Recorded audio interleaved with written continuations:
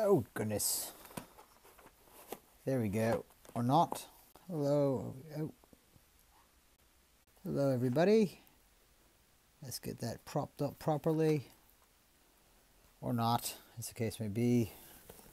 Another book or two might help before we get into the lecture proper. Oh, goodness. How about that? That'll work. There we are. A bit of a distance. It'll suffice for the moment. Hello, everybody. It's Tom, and I am coming to you today to talk about the third section of Simone de Beauvoir's Ethics of Ambiguity. To recapitulate, in the first two sections of the book, what you find is her characterization of the existentialist vantage point as one which assumes from the outset the inescapably ambiguous character of human life. It is an ambiguity which very often is evaded or suppressed through this mechanism or that, whether it be through the suppression of the reality of our mortality, perhaps its concealment by appeal to the notion of an afterlife, which incidentally doesn't exclude the possibility of an afterlife. It is only to note that sometimes that possibility is used to escape from abiding in the present.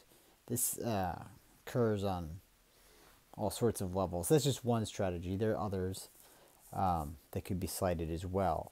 But if we are characteristically free beings, then we really are compelled to abide in that freedom, to accept ambiguity as the point of departure. Refusal to do so actually puts us out of step with our human being. And that, besides for sometimes taking refuge in certain dubious strategies or metaphysics, can also arise in certain attitudes.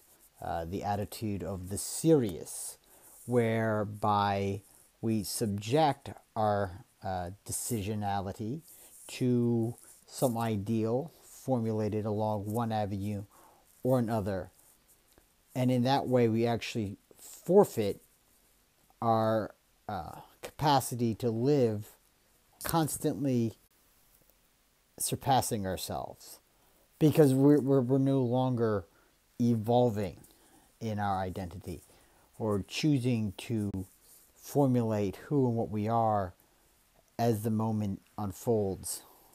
Instead, that's all suppressed and buried within the tomb of the ideal, which is the attitude of the serious, the attitude which presumes values as already made or prescribed.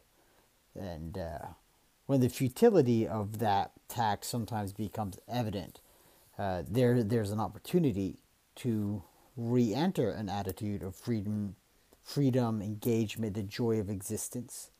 But unfortunately, at that same moment, other avenues open up as well. Avenues of a nihilist character, which seeks to deny the vocation to freedom in one way or another. Other possibilities include problematic passion. Passion being an emotional involvement in the pursuit of some object, where rather than the object being what is emphasized, this is a raw activity of the subject reaching out and then consuming itself in that object. Again, when that futility of that evasion occurs, there arises an opportunity through a more radical opening before the other, in which the devoted subject is to which the devoted subject is disposed you have a reacquaintance with freedom. That is, love can become a doorway to freedom if by love we allow the other that we love, if it's a person, to be, complete in their own freedom, or if the devotion is not to a person per se, but to a craft or an object or something to that effect, then the relationship with the object can become a means through which to reach out to other human beings, to other free entities, and engage a kind of solidarity that also can have an emancipatory, liberating effect. But, that's sort of the ground that we covered in the first two sections. Freedom necessitates being honest about ambiguity, and oftentimes we're not honest about ambiguity. Oftentimes we dispose ourselves in inauthentic ways. We act in mauvais pides, or bad faith, as Sartre would put it. The third section, sort of building on this foundation, then proceeds through 5 moments where there's an effort to indicate how these suggestions cash out when confronted with more particular themes of engagement. The questions are the questions of the aesthetic attitude, freedom and liberation, what she calls the antinomies of action, the relationship between the past and the future, and then we are drawn fully into circle into the character of ambiguity itself. Now, the first section of these 5, and then after that she sort of concludes the work, the aesthetic attitude is almost a sort of forestalling against a basic error which sometimes occurs in considering the challenge of the human enterprise. It's the error of looking at things, to use the Latin phrase, sub specie aeternitatis. In other words, we look at the past and we see, okay, well, there's always been strife and war and suffering and all the rest of it. And if you consider the present as just simply being another instance of the past, right, you sort of kind of get detained in this tomorrow and tomorrow and tomorrow creeps through this petty pace from day to day to the last syllable of recorded time attitude, and all our yesterdays are but lighted fools their way to dusty death, or, a la the book of Ecclesiastes, the sun rises, the sun sets, and hurries back to where it will rise again. The winds run from east to west, north to south, round and round on the currents. The winds run, the rivers run into the sea is not full, and, so on and so forth. The eye is not satisfied with seeing, nor the ear with hearing. The whole world is full of a weariness that a man cannot utter. This is the aesthetic attitude, which then sees the past as both an object of contemplation and a standard whereby to assess and determine the present as utterly a matter of indifference. But the mistake is that the past is dead, and we are not in the past. We are in the present. We are not lost in that immutable anterior region. We're here, we are now, and we are confronted with the ironic necessity of decision, of action, of formulating the value of our lives in this moment into the future. And to idolize the past, which is essentially what occurs with the aesthetic attitude, is just to, again, run away. Right? So we need to avoid the temptation to be detained by that way of seeing things. That's not to dismiss the value of, at times, engaging the past, engaging the history as a resource, and not simply as a resource, that sounds terribly clinical, but as a component to the development of our human heritage. It is rather to note that to appreciate that aspect of our human heritage correctly, or most fruitfully, it has to be subordinate to this imperative of creation in the moment, right here, right now. Not simply because we happen to be here and now, but also out of deference to the human struggle which has preceded our time and our life. It was not just, an accident that we're here. There was great effort on the part of our ancestors to get us here. And to treat them as simply an object of curiosity or aesthetic contemplation is to demean their own exertions. And so, from there we transition into the second section, which deals with the tension and the imperative of freedom and liberation. And here, what is to be remarked is that to appreciate oneself as free is also to appreciate that that freedom is intimately connected with the freedom of all human beings. And I would actually probably extend it beyond merely human beings, but really sentient, conscious entities.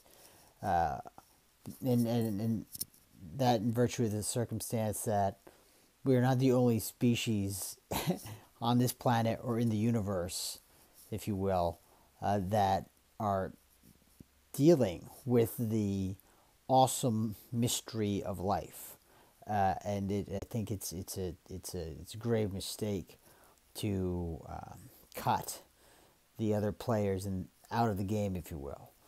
But that's just a caveat. Put that to the side.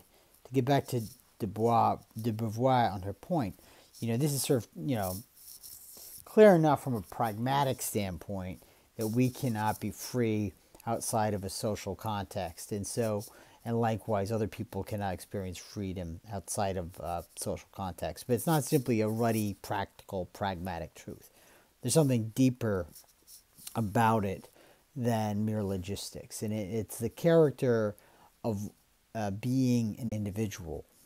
The paradox is that to enter into an identity involves sociality and a reaching out and an involvement. And in human terms, this draws us along trajectories of art, culture, science, language, relationship, in a word. So, the powerful consequence is that then to be committed to our freedom, our unfolding into an open future and a constant surpassing of our own present identity into yet another greater identity, is to be committed to that not merely to ourselves, but for all beings. And that obviously then has implications in the cultural, in the political, in the economic, in the social domain of non-trivial import. And it also has implication for our individual life and creates, it would seem, the imperative that the formation of our own life and our own freedom needs to be consonant and in solidarity with the freedom of all beings. Our current circumstance is decidedly one in which that is not the case. The orientations of broad parts of our culture and the cultures of the world have elements which configure antithetically to the realization of that sort of freedom. There are sectarian dimensions to how our lives are limited, confined, constrained, that need to be resisted in order that that freedom be launched to another avenue. That and so, though, in a sense, this second section is responding to the charge given against existentialism that it is a solipsistic sort of approach. And it essentially refutes that charge, noting that when you take freedom seriously as, the characteristic of human being, it also means that social concern is fundamental to that prospect, that our projects necessarily connect us with others, and not simply political and social and economic ways, but in ontological ways, at the level of our very being. And though this, of course, then creates other tensions, because there are structures in our society which are oppressive, and there are people who participate in the implementation, the perpetuation of those structures. And a quagmire thus arises because despite that participation, which is actually at odds with their own highest destiny as human beings, these people are also human beings, also given to a capacity for freedom. And if we are committed to freedom, we would also be committed to their freedom. And so now we're sort of, on at the horns of a dilemma. And the way she puts it is that what occurs is that we are almost compelled to treat these other beings who are free subjects as objects to allow us to move into a universe where we are all more truly liberated. This is not something that can be taken lightly. It's to be actually resisted as far as possible. I wouldn't, and I would, go back and note how she discusses how there's a contradiction in participating in tyranny, whether that be in a subtle or gross form, and in moving toward one's own freedom. Because if you are trying to impose yourself on another, you are lost to your capacity to enter into being more fully. You're detained in an attitude of the serious, the oppressive, the tyrannical, the despotic, and you're acting out of step with your own real happiness, real fulfillment. But it's a mesmerizing sort of detention to be in the attitude of the despotic. It's the allure of power in the baser sense of that term. So we're going to be hard pressed to rely on a sudden enlightening of those who are inclined to proceed in a despotic character. I'm not saying it's impossible, but it's an odds-off bet, right? And this is what draws us into the third section, the Antinomies of Action, where she investigates the tensions which arise around, this issue. We want to be decent to everyone, including those who are indecent to ourselves. And if we fail to take that responsibility seriously, we actually run the risk of becoming indecent to others as well. We become that which we seek to combat. And she's writing here, I think this was 1948, 1949, coming out of the Second World War. She was in France at the time. She experienced the German occupation and all the insanity of that episode, which is really something beyond our present capacity to apprehend. At least my present capacity to apprehend now. What are we? 70 years on?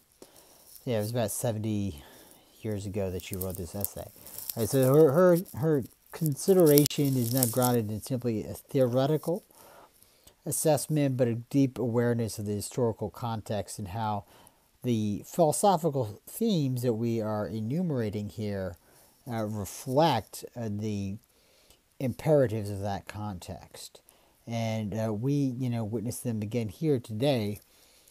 Happily, and let us hope, though unfortunately, history is hazardous in this regard, happily we are not on the precipice, let us hope, of the same kind of catastrophe as was being dealt with at that time. But there are stakes. There are stakes in terms of how we relate with each other, with the earth, and the struggles which are apparently are all but unavoidable to move beyond old ways of doing things into a new future, which is no longer extractive and oppressive and demanding of demeaning and bonding labor and of indecent ways of acting towards each other. And those of us, I should those of us, as if there are people, we're all, I think, on the same page fundamentally, but very few of us altogether escape being involved in an unconscious way with the other sides of the equation. We all, in our own ways, are complicit with oppression and so forth. And this, moving beyond that requires a ruthless honesty with one's own self, and also, again, I hate to be repetitive, an acknowledgement of the ambiguous character, which is just part of the human situation, and the fact that there is such a thing as ethical risk. And I'm chary to grant the point. And I don't even know if I'm willing to grant that point, but I think it's a matter of honesty to at least address and examine the possibility. This leads us to the fourth section, where she deals with the further ambiguity between the terms of the future and the present. And she's really, in this moment of the text, looking at a specific character. There's all sorts of ways in which there's an ambiguity that pervades the relationship between those two aspects of time. But what she's really focusing on in this section of the text is, in a sense, two different approaches to that relationship. And one of those approaches is that which sees them as fundamentally continuous. So the present leads to the future in a manner which is fluid and intelligible. But there is another possibility, and that other possibility is one which designates the future as a time which is potentially discontinuous with the present. That there is a point where the character of our world can change in a radical and fundamental way.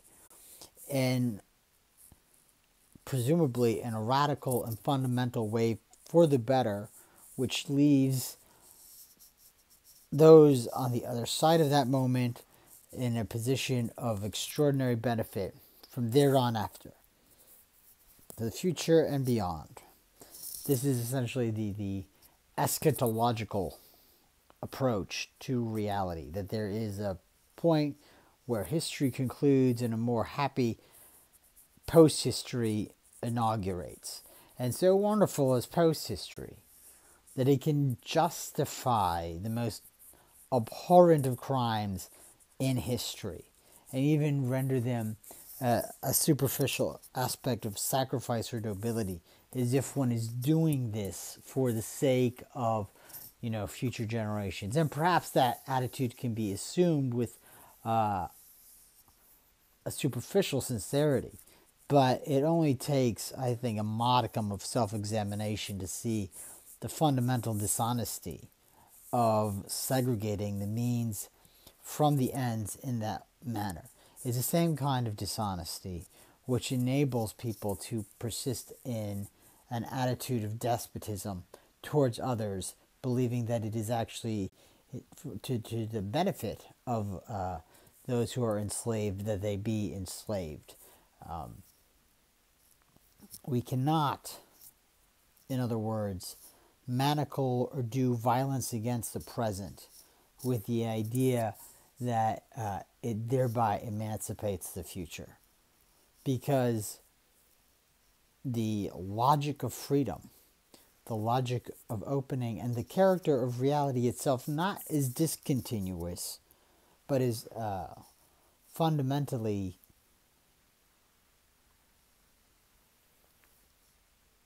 of a thematic unity, puts that possibility out of court and identifies it in whatever form it takes as another mode of dishonesty. And so we are returned, by virtue of this analysis, to the present and the attitude that the work to be done in the present has to exhibit integrity with the future that which we are aiming, which is a future for freedom and love, I will add. This takes her to the fourth section, where she notes that she is conscious in her characterization of the human predicament as ambiguous rather than as absurd. Because if it was a merely absurd affair, then the ambiguities which we confront are altogether irresolvable. But what she is proffering as a kind of, if you like, existential faith is that our efforts to bring meaning to the world by taking determinate stances on one side or another of these ambiguities in different historical circumstances as they present themselves to us is actually what redeems human life and brings us beyond the province of the merely absurd. Of course, also places immense responsibility in our hands as aware and sentient beings, in that our decisions then have the consequence of not just redeeming our own life, but in a certain way redeeming being itself, which is on the edge of there's another ambiguity here. This could be pushed along a sort of Promethean trajectory, which can prove problematical. However, I think that what it really compels is rather than an arrogance, because if it becomes merely arrogance, then you're back to an attitude of evasion. The serious is a certain humility, a humility which can be paradoxically connected to a remarkable confidence that connects when one really steps into one's freedom.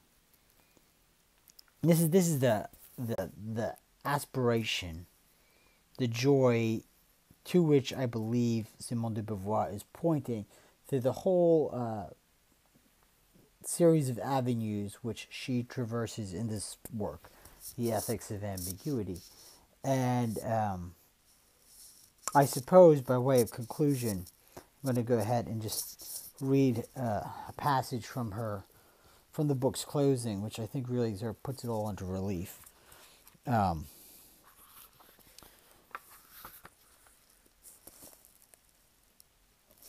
what she says here is this, that regardless of the staggering dimensions of the world about us, the density of our ignorance, the risks of catastrophes to come, and our individual weakness within the immense collectivity, the fact remains that we are absolutely free today if we choose to will our existence in its finiteness, a finiteness which is open on the infinite. And, in fact, Any man who has known real loves, real revolts, real desires, and real will knows quite well that he has no need of any outside guarantee to be sure of his goals. Their certitude comes from his own drive. There is a very old saying which goes, "Do what you must, come what may." That amounts to saying in a different way that the result is not external to the goodwill which fulfills itself in aiming at it. If it comes to be that each man did what he must, existence would be saved in each one without there being any need of dreaming of a paradise where all would be reconciled in death.